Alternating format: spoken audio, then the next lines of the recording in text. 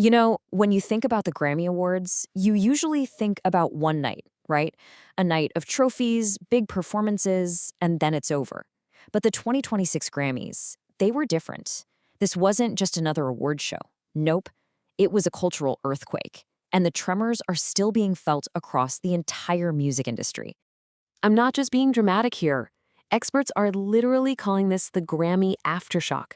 And look, that's not just some catchy headline. It's a real thing describing the massive waves that the 68th Grammy Awards sent crashing through the charts, social media, and conversations everywhere. So what does that actually mean? Well, to put it simply, it's this idea that what happens on that Grammy stage doesn't stay on that stage. A single win, or even a single performance, can create a powerful ripple effect that completely reshapes an artist's career and totally shifts what the entire world is listening to. So let's dive into the three biggest waves from that unforgettable night. All right, let's start with the first major tremor, and boy, was it a big one. Bad Bunny's absolutely groundbreaking win for Album of the Year. This wasn't just another trophy for his shelf. This was a moment that literally redrew the map of the music landscape. For the very first time in the entire history of the Grammys, the biggest, most prestigious award of the night, Album of the Year, went to an album recorded mostly in Spanish. Let that sink in for a second. This was a monumental, history-making moment that sent a crystal-clear message to the industry. And the impact was immediate. It just shattered that old, unspoken rule that you had to sing in English to take home the top prize. Outlets like The Guardian started reporting on a massive Latin music surge across all the big streaming platforms. So this wasn't just a symbolic win, it had a huge commercial effect. It was without a doubt a massive victory for global music, proving once and for all that mainstream is no longer defined by one language or one country. Okay, so let's look at a different kind of aftershock. It's a phenomenon that artists have been dreaming about for decades, but in 2026 we saw the perfect example of what people call the Grammy Effect. It's all about how one big win can give a song a powerful, powerful second wind. Just look at Billie Eilish's song Wildflower. Before the Grammys, it was doing fine, sitting at number 23 on the charts. But the second she won Song of the Year, bam, it rocketed all the way back up to the #1 spot.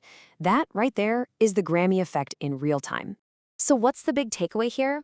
It's that a Grammy win is so much more than just a trophy. It's like a massive signal to the public, telling millions and millions of people, hey, you need to go listen to this song right now. It can completely reignite a song's journey and introduce it to a whole new world of listeners. But the aftershock isn't always about who takes home the gold. Sometimes, the most powerful moment of the entire night doesn't involve an acceptance speech at all. Sometimes, it's about a performance that just completely captures the world's attention. And in 2026, that moment belonged to Justin Bieber. I mean, think about most award show performances, right? They're these huge spectacles. We're talking flashing lights, pyrotechnics, dozens of dancers, massive, complicated sets. Justin Bieber, he did the exact opposite. He just walked out on stage to his single piano and gave this completely stripped-down, raw, and vulnerable performance. There was nothing to hide behind. It was just pure talent and pure emotion. And the result of all that simplicity? It became this single most watched music clip of the entire year. The performance went absolutely viral on TikTok, on X, everywhere, and it completely dominated the conversation for weeks. It was just this powerful reminder that in an age of over-the-top everything, something genuine, raw, and authentic can be the most powerful thing of all.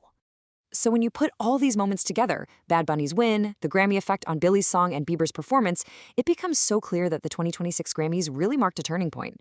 This wasn't just a recap of the year's best music. It was a forecast of where the entire industry is heading next. So the legacy of the Grammy Aftershock is pretty clear. First, Bad Bunny proved that global music is mainstream music, period. Language is no longer the barrier it used to be. Second, Justin Bieber showed us all that authenticity is the new currency, that a raw emotional connection can cut through any amount of noise. And finally, the whole night reminded us that awards still matter. A lot. They don't just reflect culture, they actively shape it for months, even years to come. The 2026 Grammys really celebrated a future where music is more global, more honest, and more authentic than ever before. And it leaves us with a really fascinating question to think about as we look ahead. If these are the trends of today, what in the world is going to define the sound of tomorrow?